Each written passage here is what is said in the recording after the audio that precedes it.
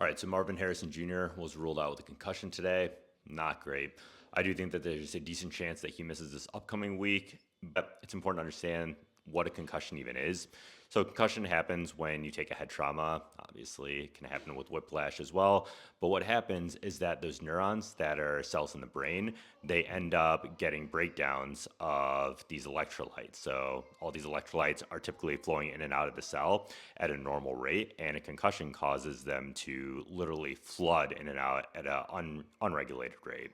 So then your body has to really work hard and use a lot of these energy stores to try and levy those broken dams and get these cells to get back in order. In addition to all this influx of all these electrolytes, you can guess that that damages the brain cells a little bit. So that causes inflammation, axonal injury, and that means that those neurons or those brain cells aren't transmitting that information as effectively as they usually should be. And in addition to that, they aren't really processing those glucose stores as effectively as well. So it causes you to feel slow, causes you to feel headaches, all these kind of things. And the issue with returning back too soon from a concussion is, you can think about it, if you hit an unbroken branch, it's going to be hard for it to break. If you hit a branch that's already cracked, it can shatter.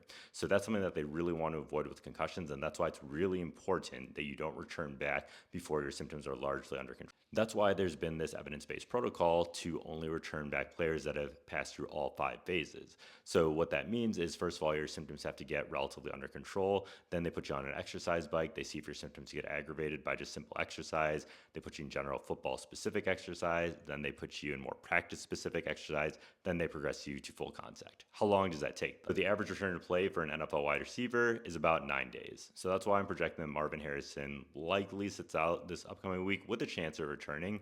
But overall, as long as he progresses along the normal rate of concussions, he should be back the following week.